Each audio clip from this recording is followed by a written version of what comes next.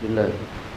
Assalamualaikum warahmatullahi wabarakatuh.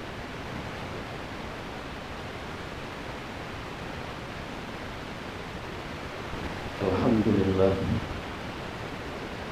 Wassalatu wassalamu ala sayyidina wa maulana Rasulillah Habibina wa syafi'ina wa qurrati a'yunina Muhammadin wa ala alihi wa sahbihi wa mawala.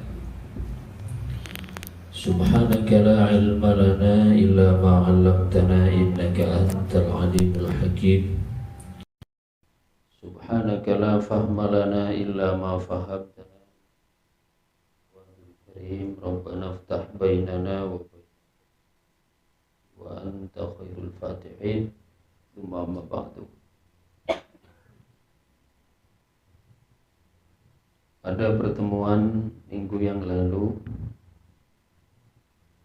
kita telah membahas tentang Asy-Syaikhul Mursyid wa daruriyatu wujudihi fit tasawuf. Kalau di dalamnya ada pada halaman 85, yaitu peran guru mursyid dalam tasawuf. Telah kita bahas bahwa keberadaan adanya seorang guru di dalam tasawuf itu memiliki landasan baik secara syariat maupun secara karakter kehidupan. Secara syariat di sana banyak kita jumpai nas-nas syariat baik dari Quran maupun dari hadis yang menjelaskan tentang bagaimana diantaranya Allah memerintahkan kepada kita untuk bertanya kepada orang yang ahli ilmu. Fas'alu ahla dzikri in kuntum la ta'lamun. Bertanyalah kepada orang yang ahli zikir. Ahli zikir di sini adalah ahli ilmu. Jika kalian tidak mengetahui. Bertanya ini kan menunjukkan adanya satu isyarat, yaitu perintah untuk berguru. Sebagaimana juga firman Allah masih dalam Quran juga, Rahman fas'al bihi khabira. Kalian bertanya kepada Allah tentang Ar-Rahman, siapa Allah yang Maha Penyayang, maka tanyalah fas'al bihi khabira, maka tanyalah orang yang memiliki pengalaman, yaitu Rasulullah. Ini kan juga merupakan landasan syariat tentang urgensi pentingnya berguru. Kemudian juga firman Allah, walikulli qaumin had, setiap kaum itu memiliki orang yang menunjukkan kepada Allah, pembimbing. Kemudian juga ulaikal ladzina hadallahu fabihudahu muqtadih, mereka itulah adalah orang-orang yang oleh Allah beri petunjuk, maka dengan hidayah, dengan petunjuk yang Allah berikan itu hendaklah kalian mengambil petunjuk. Kemudian juga ada firman Allah dalam surah Luqman, wattabi' sabila man anaba ilaihi, dan ikutilah jalannya orang-orang yang kembali kepadaku. Siapa orang-orang yang kembali kepadaku? Orang-orang yang kembali kepada Allah, yang selalu rujuk kepada Allah. Kemudian dari hadis misalnya Kanjeng Nabi menyebutkan halla sa'alu fa inna syifa'al ayyi as-su'al. Silahkan engkau bertanya kepadaku, kata Rasul, karena sesungguhnya obat dari kebodohan, obat dari ketidaktahuan itu adalah bertanya.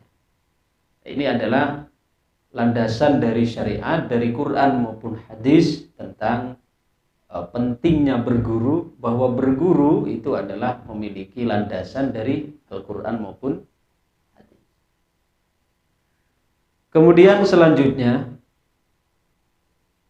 di dalam praktik kehidupan sehari-hari juga membutuhkan guru. Seorang untuk mencapai keahlian tertentu itu juga butuh guru.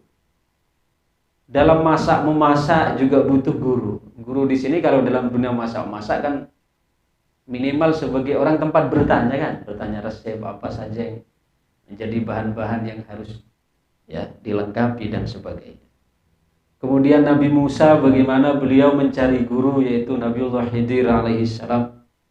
Kemudian bagaimana juga dicontohkan dalam sholat ya, itu ada jamaah, ada imam, ada makmum. Imam mengikuti makmum, makmum mengikuti imam, itu adalah merupakan salah satu makna juga adanya iqtida. Adanya apa?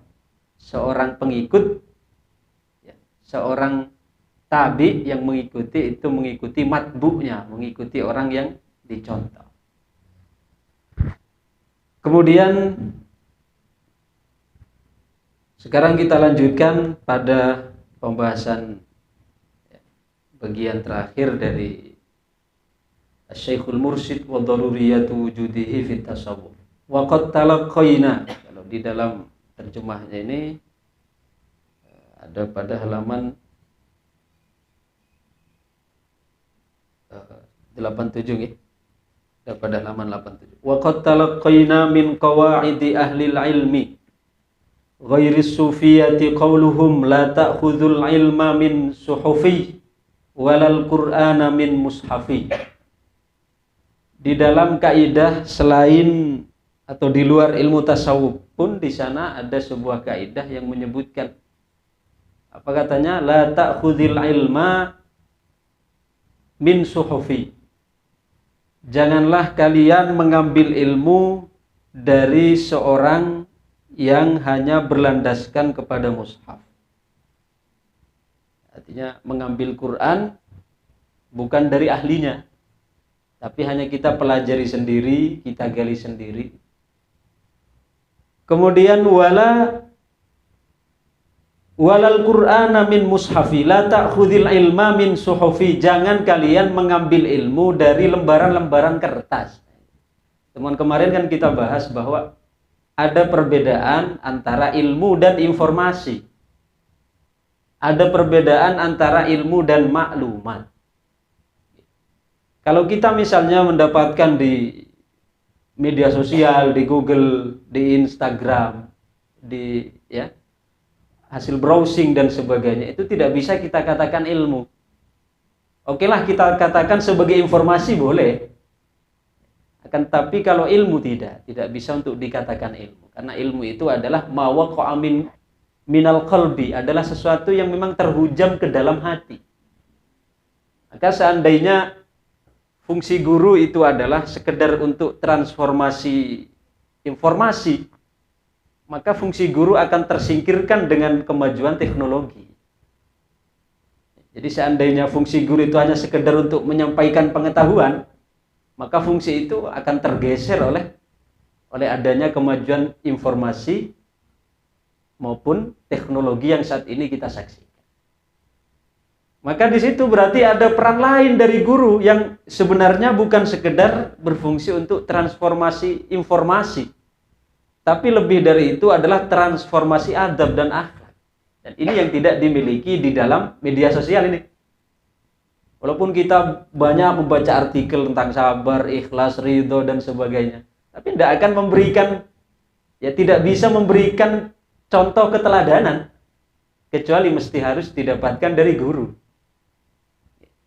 Maka sering guru kami menyampaikan, seandainya engkau belajar ilmu itu hanya sekedar untuk mendapatkan kumpulan-kumpulan informasi, kata beliau, maka komputer itu akan jauh lebih alim daripada kamu. Coba kita mau meletakkan Quran 30 juz di HP saja, 30 juz muat, kitab-kitab muat.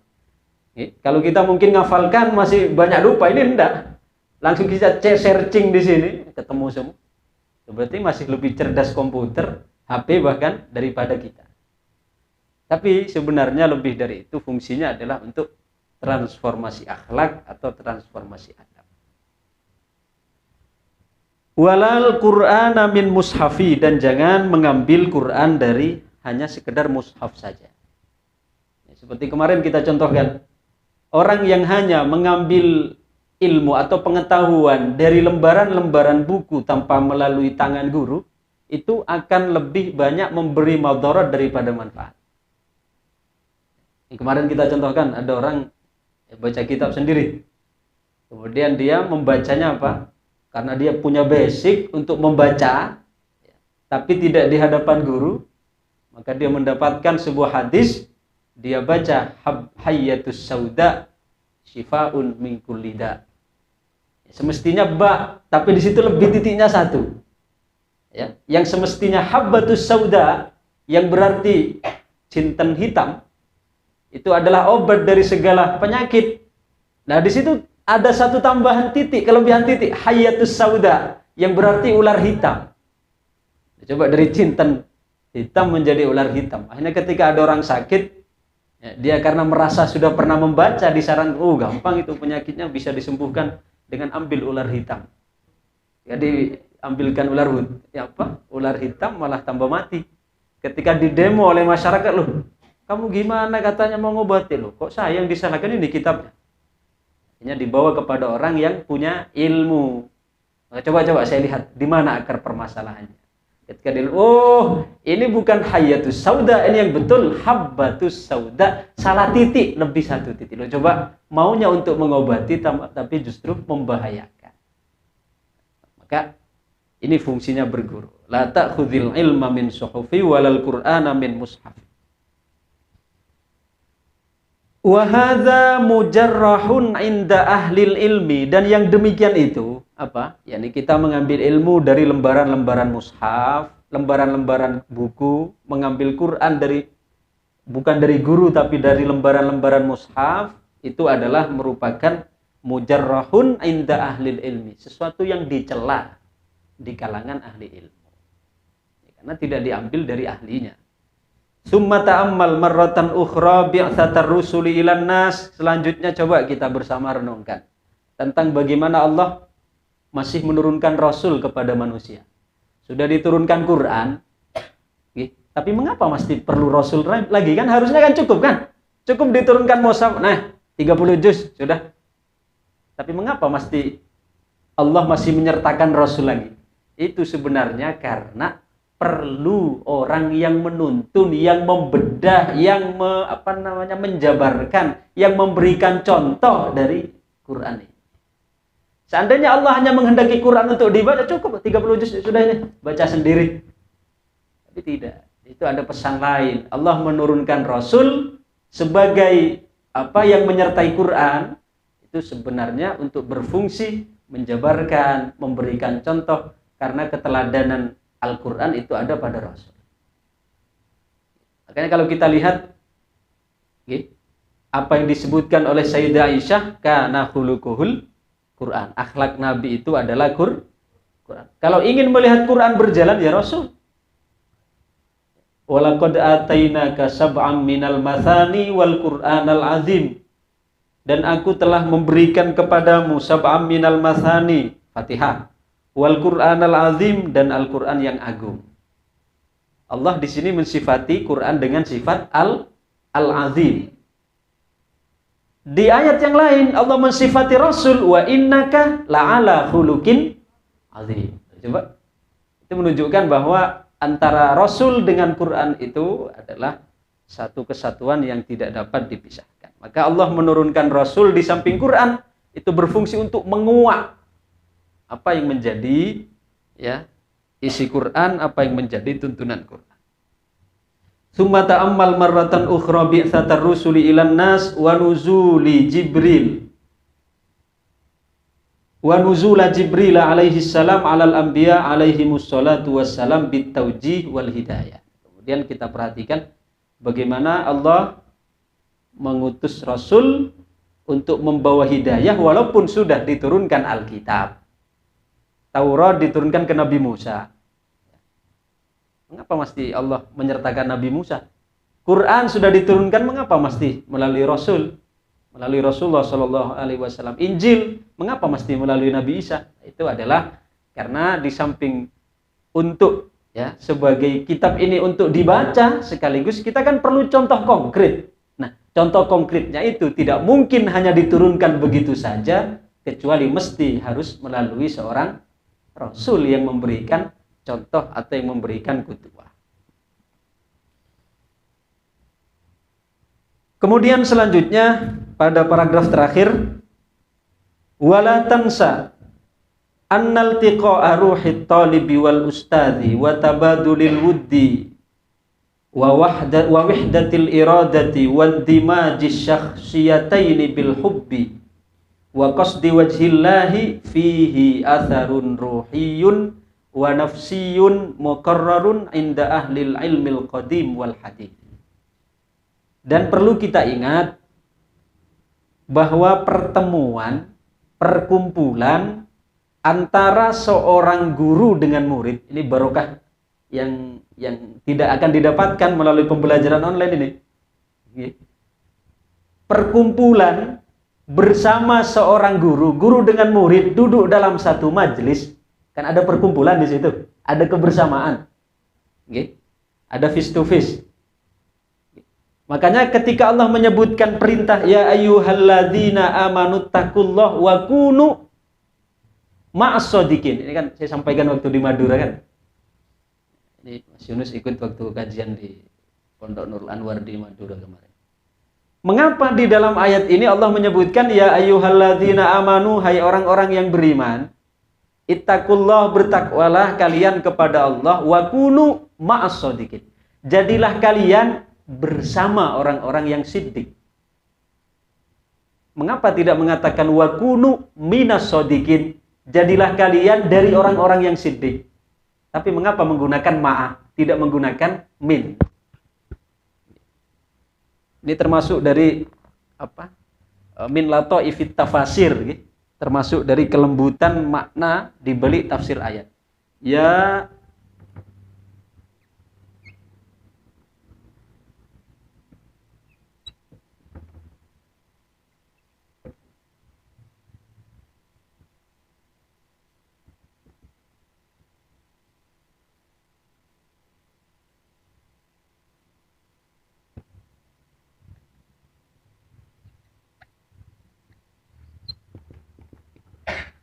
Ya ayyuhalladzina amanuttaqullaha wa kunu ma'as-shodiqin. Hai orang-orang yang beriman, bertakwalah kalian kepada Allah dan jadilah kalian bersama orang-orang yang benar, orang-orang yang jujur, orang-orang yang siddiq. Kenapa di sini Allah menggunakan ma'ah? Wa kunu ma'as-shodiqin. Mengapa tidak menggunakan wa kunu minas-shodiqin? Jadilah kalian dari golongannya orang-orang yang siddiq. Tapi mengapa menggunakan ma'a, tidak min? Kata guru kami Syekh Muhammad Ibrahim Abdul Ba'id Al-Qattani, beliau menyebutkan karena tidak mungkin la yumkinu antakuna minas-shodiqin illa wa qabla dzalika kunta ma'as-shodiqin. Karena kamu tidak mungkin untuk menjadi dari golongannya orang-orang yang siddiq, kecuali mesti sebelumnya harus bersama orang-orang yang siddiq. Jadi ini adalah rahasianya mengapa ayat ini menggunakan ma'a, tidak menggunakan mina. Wa kunu ma'as-shodiqin. Maka di sini kita sebutkan dan perlu kita ingat bahwa pertemuan ruhani, perkumpulan, kebersamaan antara guru dan murid, kemudian ikatan cinta yang terjalin, kesatuan kehendak dan harapan terhadap ridha Allah yang menyulam hubungan mereka, memberi pengaruh besar dalam kehidupan ruhani dan jiwa. Karena ketika coba, di situ ada keteladanan. Ada keteladanan yang tersampaikan walaupun tidak menggunakan bahasa verbal. Karena begini, rumusnya begini. Suatu benda apabila dikumpulkan dalam beberapa waktu tertentu, apabila ada tafa'ul, ada reaksi dari dua benda tersebut, maka akan melahirkan benda yang ketiga.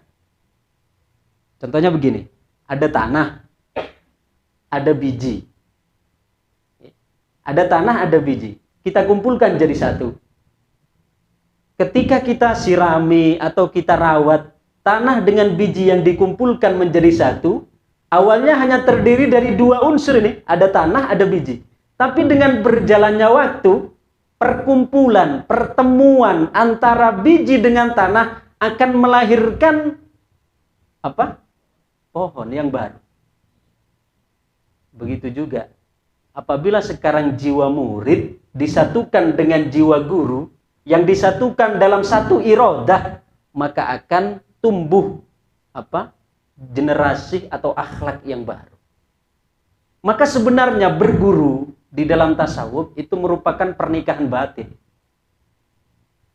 Berguru di dalam tasawuf itu seperti pernikahan batin. Dalam pernikahan coba, pertama harus ada mempelai, putra putri, ada wali, kemudian ada sirat. Demikian juga sebenarnya di dalam berguru ruhani itu adalah merupakan filosofisnya, secara filosofis itu merupakan pernikahan ruhani. Karena apa? Apa yang dikawinkan di situ? Yang dikawinkan itu kan ada, sebagaimana dalam pernikahan itu ada mempelai putra, ada mempelai putri, ada wali, ada sirat. Ya. Mempelai putra, mempelai putrinya dulu, mempelai putrinya itu nafsu. Mempelai putrinya itu disimbolkan dengan nafsu.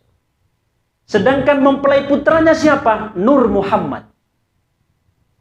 Mempelai putranya itu disimbolkan dengan Nur Muhammad.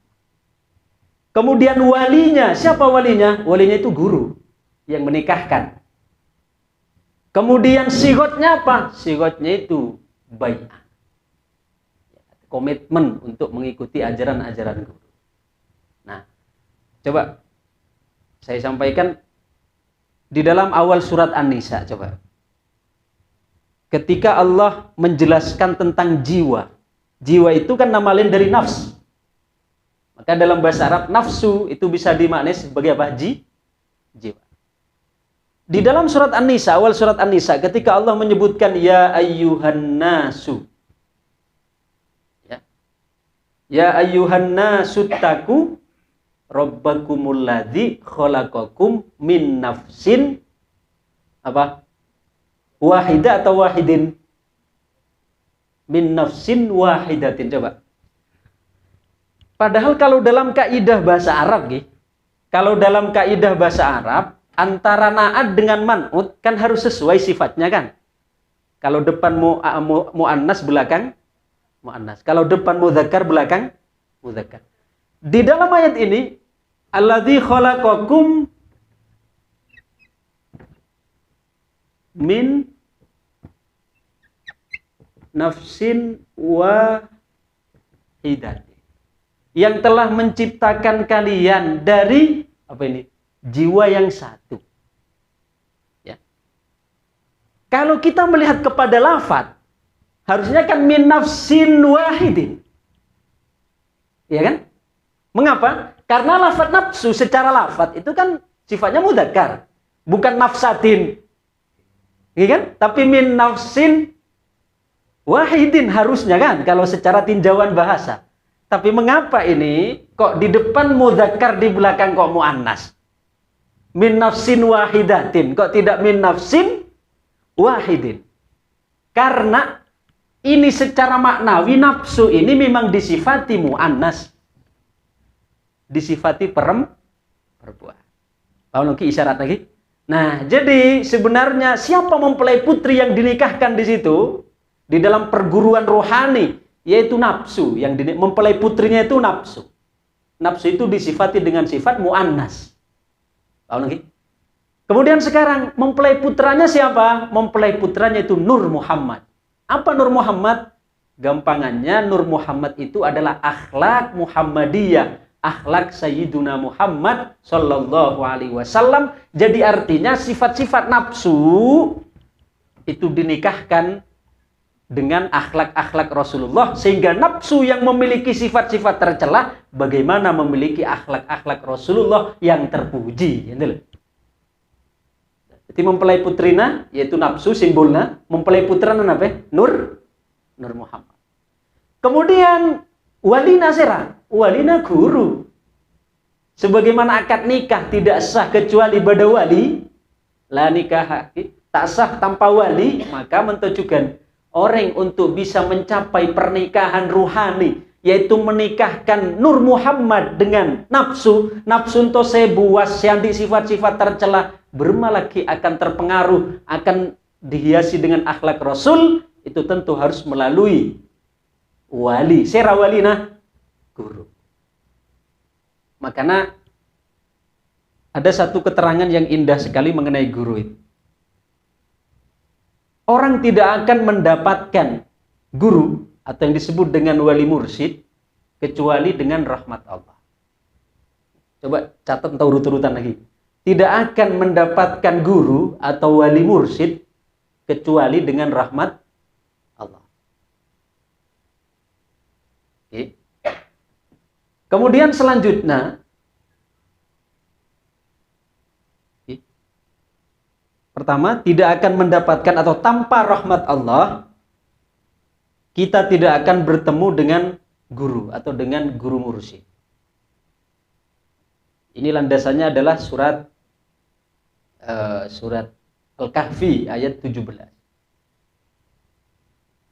Falan tajida lahu waliyan mursyida. Jadi tanpa rahmat Allah kita tidak akan pernah bertemu dengan guru mursyid atau dengan seorang guru. Kemudian selanjutnya, tanpa guru mungkin meninggalkan tanpa rahmat Allah kita tidak akan bertemu dengan guru kan. Selanjutnya, tanpa guru kita tidak akan mendapatkan wasilah. Tanpa guru kita tidak akan mendapatkan wasilah. Ini kan perantara yang menghubungkan kita dengan Allah. Ini landasannya surat An-Nahl ayat 43. Ya ayyuhalladzina amanu btagu ilaihil wasilah. Diulangi. Tidak akan mendapatkan guru kecuali dengan rahmat Allah. Kemudian tanpa guru tidak akan mendapatkan wasilah.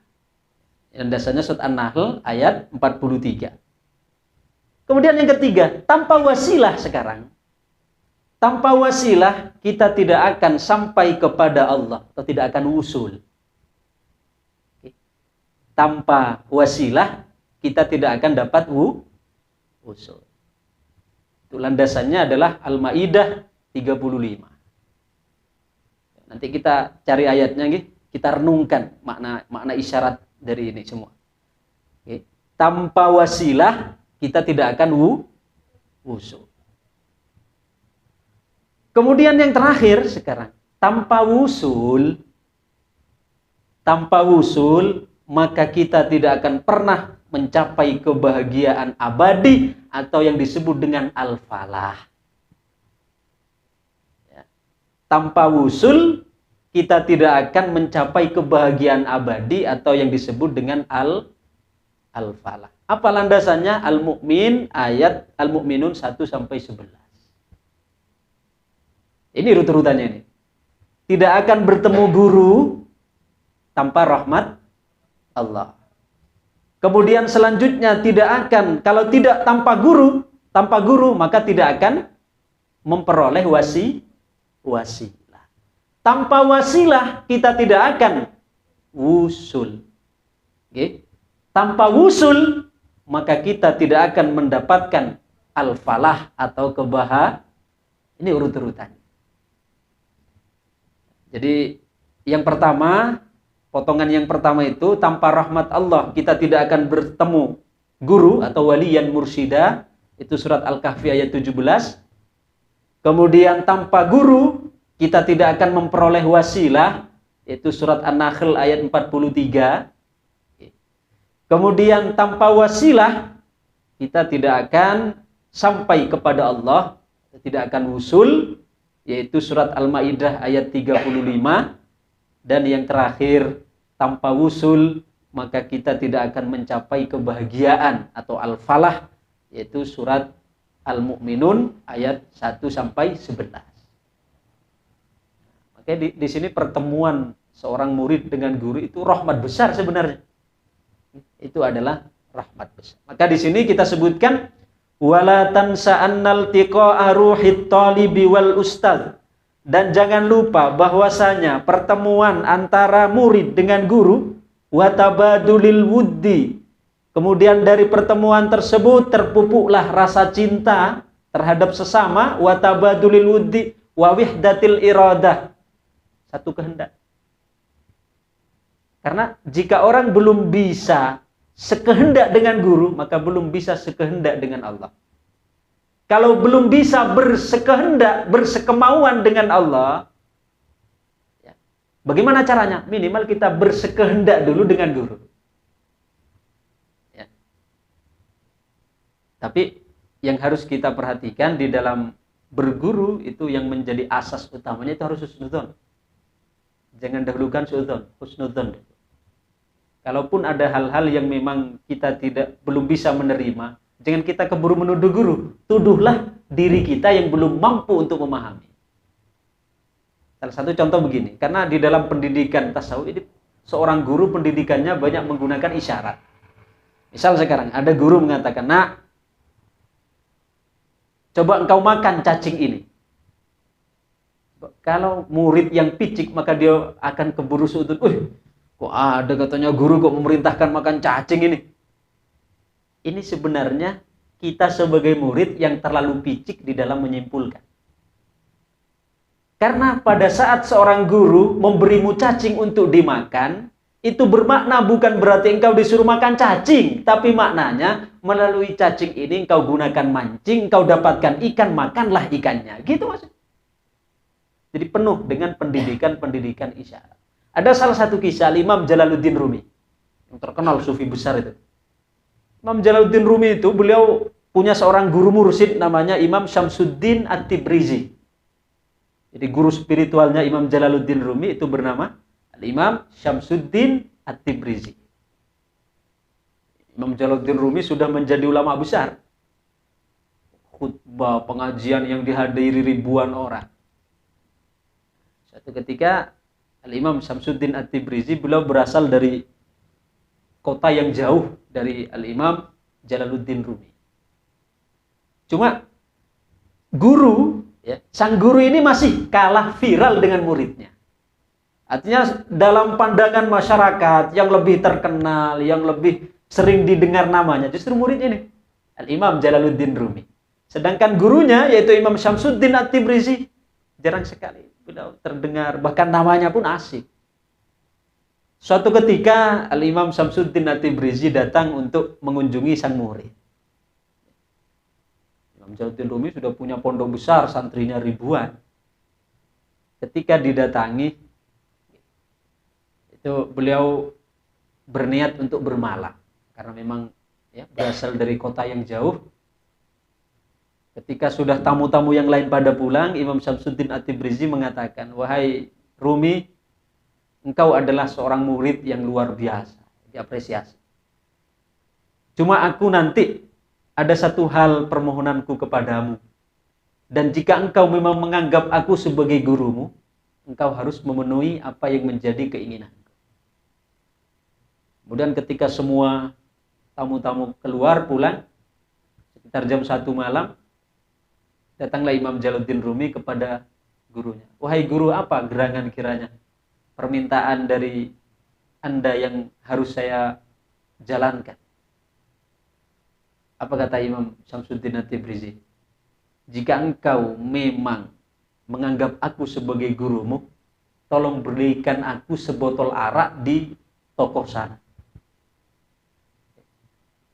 Kemudian terkejutlah Al-Imam Syamsuddin Imam Jalaluddin Rumi dan mengatakan, "Ya Syekh, engkau suruh untuk beli khamr.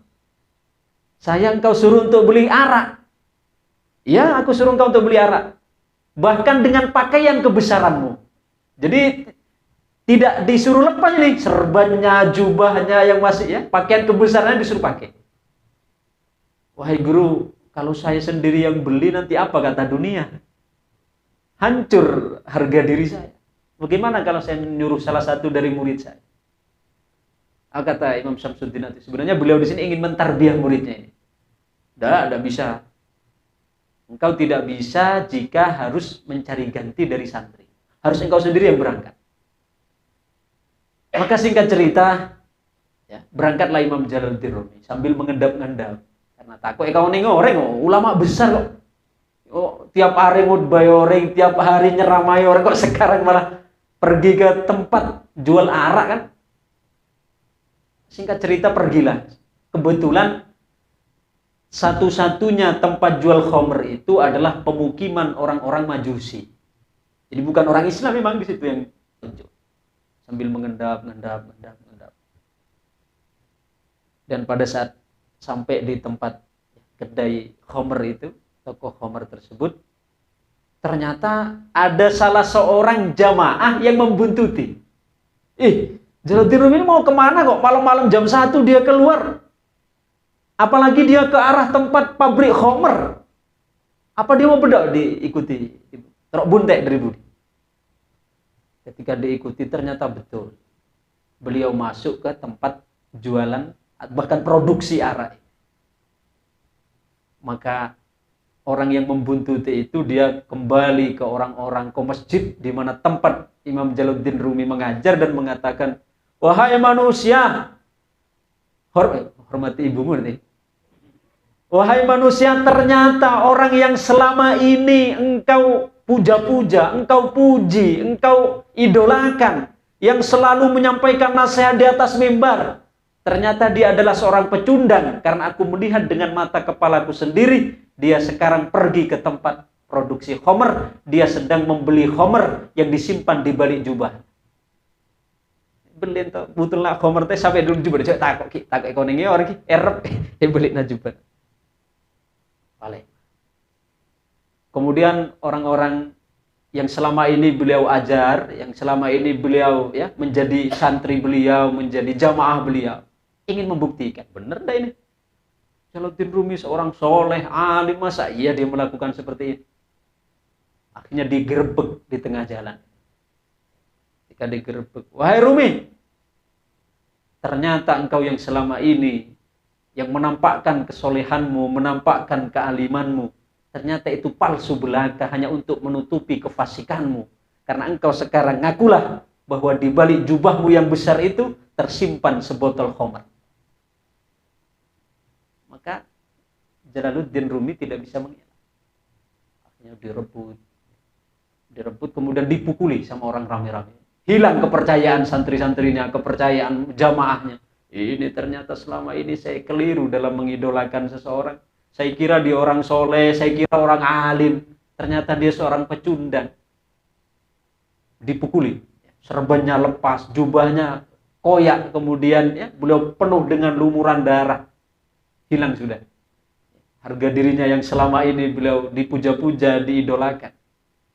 Kemudian datanglah guru beliau. Disusul oleh guru beliau, Al-Imam Syamsuddin At-Tibrizi. Pada saat melihat Jalaluddin Rumi dipukuli, Imam Syamsuddin At-Tibrizi bertanya, apa ini kok rame-rame? Ini wahai kakek, ternyata orang yang selama ini, orang yang saya puja-puja, yang selama ini saya puji kealimannya, kesolehannya, dia ternyata seorang pecundang karena dia terbukti telah membeli sebotol khamr yang disembunyikan di balik jubahnya. Apa kata Imam Syamsuddin At-Tibrizi? Kalian jangan suudzon.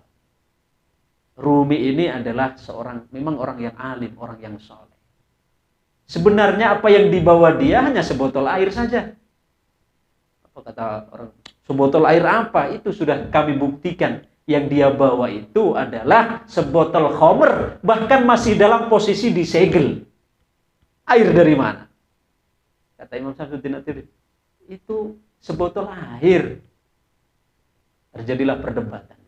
Kata Imam Syamsuddin At-Tibrizi, kalau kalian tidak percaya, silahkan sekarang kalian buka isi. Ternyata dibuka. Pada saat dibuka betul, ternyata isinya itu bukan khamr tapi Rumi kan sudah kadung hilang kehormatannya, kan sudah habis dipukuli, sudah babak belur. Ya. Akhirnya semua minta maaf. Kemudian kembali ke pondok. Gurunya juga ikut ke pondok. Kata Imam Syamsuddin At-Tibrizi, wahai Rumi, mohon maaf karena malam ini aku telah menghancurkan reputasimu. Kehormatanmu sudah hancur hanya gara-gara aku. Dan ini memang sengaja aku lakukan untuk memberikan tarbiyah kepadamu agar engkau tidak terbujuk dengan kebesaranmu. Coba kalau engkau hanya bergantung kepada makhluk, berapa juta, berapa ribu orang yang selama ini mengidolakan kamu, memujamu, tapi hilang pujian itu hanya sebab sangkaan mereka yang keliru, yang selama ini memuja menjadi mencaci. Dan asal engkau tahu, itu sengaja aku setting. Jadi sebelum aku datang bertamu ke rumahmu, aku memang sengaja pesan kepada tukang jual khamr, tolong bikinkan satu botol air yang disegel dan capnya itu memang cap minuman khamr. Nanti ketika Rumi datang kemari, berikan itu. Jadi itulah diantara seorang guru murabbi untuk mentarbiyah muridnya supaya tidak maghrur dengan pujian manusia. Wahai Rumi, kamu selama ini mungkin telah membangun kepercayaan manusia, cinta di hati para muhibbinmu, di hati orang-orang yang mencintaimu. Tapi jika engkau hanya bergantung kepada itu, perhatikan, penilaian manusia akan dapat hancur dalam sekejap mata hanya karena itu pun kan sangkaan keliru kan? Hancur tapi namamu. Maka jangan engkau meletakkan harapan kepada siapapun kecuali hanya kepada Allah. Itulah diantara guru mursyid ketika mendidik santrinya itu dengan isyarah. Ya, dengan isyarah. Ini yang dimaksud tadi apa? Wandimajus syakhsiyataini bil hubbi wa qasdi wajhillahi fihi atharun ruhiyun wa nafsiyun muqarrarun inda ahlil ilmil qadim wal hadith. Mata mungkin mun orang aguru latak pati sekeras ento ujian. Mun itu lu Masya Allah. Hanya untuk mendapatkan seorang guru itu ujikan. Si Abdul Qadir Al-Jilani ya. Yang pernah kita ceritakan ketika beliau akan berguru, gurunya langsung pulang. Si Abdul Qadir datang langsung tutup pengajian. Sudah, assalamualaikum. Akhirnya apa? Besoknya si Abdul Qadir Al-Jilani datang lebih dulu. Beliau orang pertama datang ke majelis, kemudian duduk teman-temannya. Pada saat gurunya akan masuk, melihat ada si Abdul Qadir Jilani, tidak jadi untuk masuk ke dalam majelis, langsung pulang. Ya, beliau dimarahi oleh teman-teman. Gara-gara kamu kita tidak ngaji semua ini. Tapi si Abdul Qadir Al-Jilani tahu. Walaupun diuji dengan demikian, rasa cintanya bahkan semakin menggebu-gebu. Diikutilah gurunya. Sampai ke tepi sungai Dajlah. Ya. Ketika sampai di tepi sungai Dajlah, dipanggil si Abdul Qadir Al-Jilani. Wahai Abdul Qadir, ta'al. Katanya kamu mau berguru kepadaku. Naam ya Syekh, maju. Pada saat maju padahal arus. Waktu itu musim dingin, musim salju. Si Abdul Qadir Al-Jilani ketika sudah mendekat dengan gurunya itu dorong ke sungai. Hanyut beliau.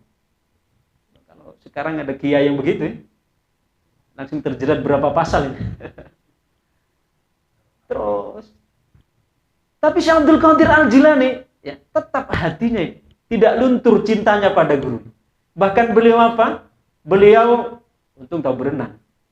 Ketika beliau sudah sampai di atas, beliau mengatakan, terima kasih wahai guru. Karena hari ini adalah hari Jumat.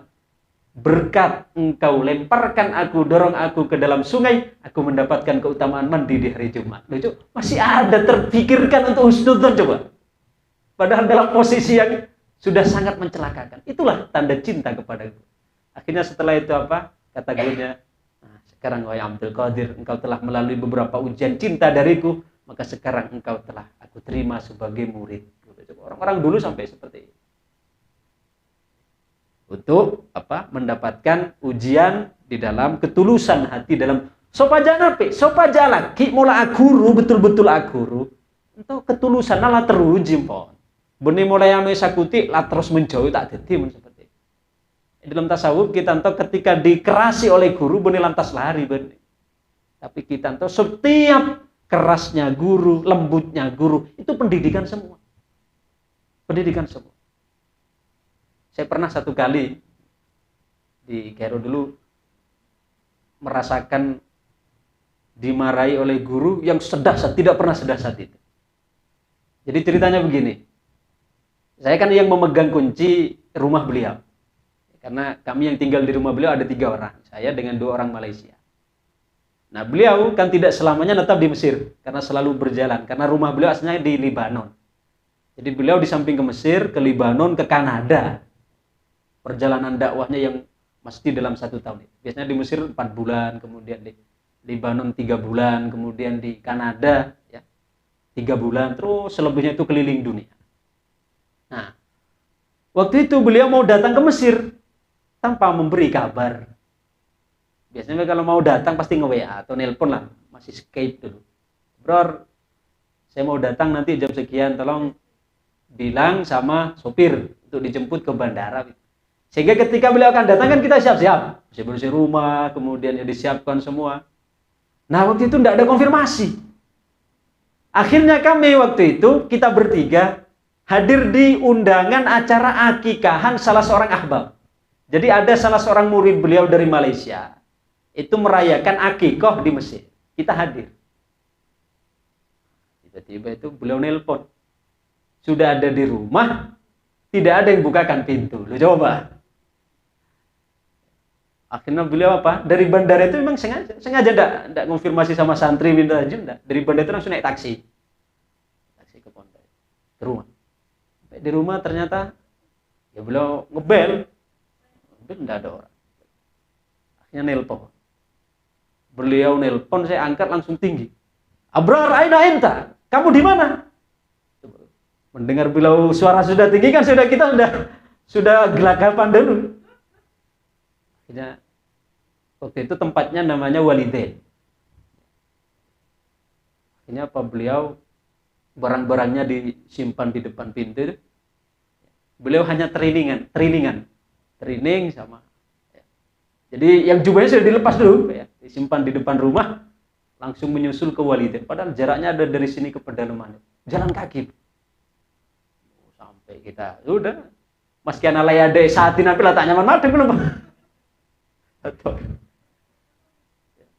Akhirnya sama beliau ya langsung dimarah. Kita bertiga dimarah semua. Ya diam. Bahkan waktu itu kita sehari semalam tak isapa ke beliau. Sehari semalam kan lebih menyakitkan lagi. Bulan wane yang muka sekali daripada pamit kan. Sehari semalam tuh. Jadi biasanya ketika berde rumah nah belum lagi kan parlo nape karena misalnya nape ketika kan atau sapoe atau macam-macam. Tantan, beliau alatin ngatir api. Kita tanpa diomongkan satu kata pun. Akhirnya nape? Setelah malam kedua kita sudah betul-betul merasa tersiksa. Akhirnya kita bertiga memberanikan diri untuk masuk ke kamar beliau. Ialah intinya nyatu sapora lah, nyatu sapora dan sebagainya. Nah, itulah. Jadi sakap ini kita ajak keburu suudzon ketika seorang guru itu berlaku keras kepada kita, itu juga merupakan salah satu bentuk tarbiyah untuk mendidik. Benih benci, man. Akhirnya beliau mengatakan situng-situngi karakter dan beliau mengatakan aku marah kepadamu karena aku justru mencintaimu. Supaya kalian menjadi orang yang kuat tak ceng. Bukan kita sering kan boleh ucap, ya himar. Wahai keledai, biasa. Tapi beliau mengatakan seperti itu, benih kok karena bercinta. Sesopaje aja anak beliau lagi. Ketika engkau ada di masyarakat, caci kau orang, lah biasa apa cek le didik kagure sebut himar, sebut nape. Tapi mun tak terdidik seperti itu pun alom pon, kocak saguti orang alom pon kata. Tapi ketika kaguru le didik kalau bensi lebih keras kan, ketika temu saya tak nyaman, apanya saking manja. Jadi pendidikan guru sampai bahkan pernah waktu itu beliau pindah rumah baru lantai 9. Nah aneh nanti beliau mau pindah rumah mak katik ngalak bukti ujian nanti untuk santri saya terkadang banyak tak kuat itu pas sibuk-sibuk orang masih ujian kuliah serong kemas kap di barang ayo pak masuk ke paringkes kap. semula tempat nape aungge untuk apindah rumah tuh kan tak oleh panai elip kan elip kan tak oleh berak-berak kan lamari kursi berak gotong kan jadi coba kita bayangkan lantai 9 gotong yang anak nape berdesen tuh marah akhirnya nape jadi santri-santri banyak ujian wadin tuh mulai musim ujian beliau pindah rumah lah banyak saya lari bon ya karena sana ya tapi ya mentoh saya kelung nonton lah remekong ku betul karena sungguh lepang belajar lah tak sempat tapi itu tarbiyah nah pernah lantai 9 nonton nape buka ka beliau candilan balkon kan ki dibuka pi brar keluar bon lap kaca dari luar lantai 9 boleh suruh nongkok candilan tadi kaca nanti kan kaca selakan saja seret kan edin to samuntan beda besena edin to memang oke buka keluar ya lap beri kain-kain buka nongkok pas belum nongkok dari luar tuh kacanya tutup dari dalam bulu ngabus kabobo mobil ibunya karya anak bilis no jangan belum mari mati dina mati belum mah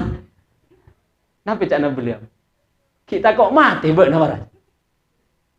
Nah akhirnya nape edin tolah kemudian beliau saungguna ketika sikap-sikap seperti itu benih sepi dari makna tapi penuh kala bentar bahkan beda situng beda salah seorang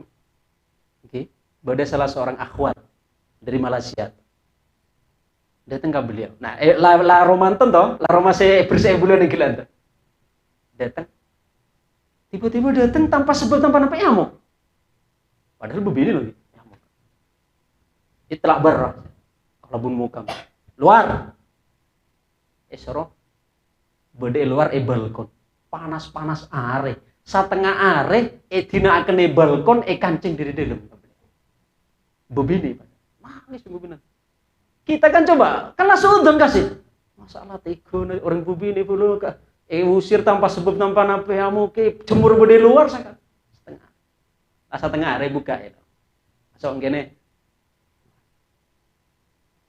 ya lah ngamuk juga ternyata sana ngamuk mari akhirnya cana benar apa yang kamu rasakan di luar panas padahal kasih akhirnya oke lah tahu cepat tapi buat tahu siapa Sandi Bengkore. Nah mulai lah pikir mah. Oh neng Bengkona ginto. Karena riak Bengkone so. Kan bebas untuk memperlakukan apapun kalau pun buat desero keluar tak beri masuk itu boleh masuk. Nah, dan buat ketika usir guys dia tak boleh masuk. Nah bermapo nengken kita justru jangan beliau. Bode itu nyari ya. Adalah bengkona ndina Allah tapi kita justru sering kita untuk mengusir Allah yang di bengkon dari dalam hati kita loh ento langsung hati ento yang langsung iris ente loh si bubini ning gelek siawulna nangis benih mungkin nangis karena mungkin gelek nangis pertama nangis ngamuk tapi mungkin ketika beri pemahaman itu kan merupakan bentuk tarbiyah justru mungkin nangis karena terharu pikir oh iya sampai sebenarnya aku sendiri telah sering seolah-olah gitu loh kita mengusir Allah yang di bengkonto atento dina Allah sangkuna tapi sering kita mengusir Allah yang di kalau bener si atento kalau ben hal-hal si tak manfaat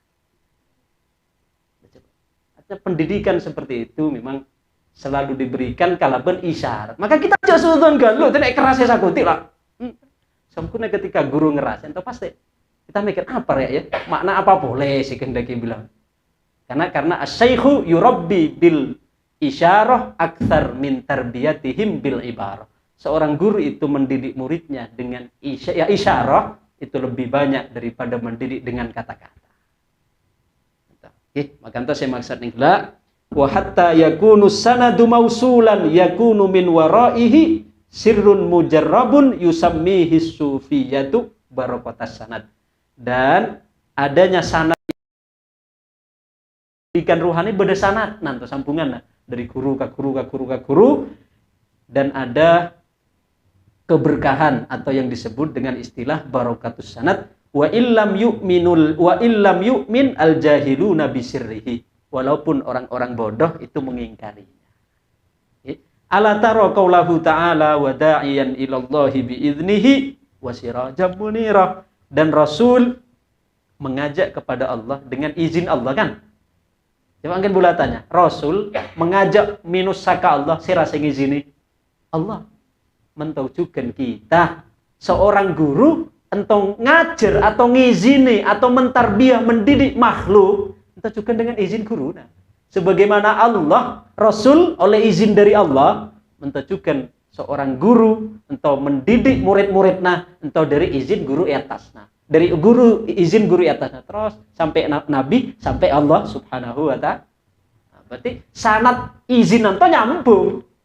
Guru napak ka maha guru Sayyidina Rasulullah sallallahu alaihi wasallam wa da'iyan ilallahi biiznihi ta'ammal famin huna tabda'ul barakah summa tasalsal. Dari sinilah barokah itu bermula dan kemudian berantai. Karena sering boleh sampaikan barokah itu kan pada kala butiran tasbih. Butiran tasbih ini ketika ada yang mengikat, ada diikat oleh satu benang di dalam. Maka apabila satu digerakkan, semua ikut bergerak. Jadi ento serajen ti berana Kanjeng Nabi ento. Menarana tasbih ento si paling raja, ini diibaratkan Rasul. Di bawah ini ya sahabat, terus tabi'in, ulama salaf, para wali, terus para kiai apakah santri kan.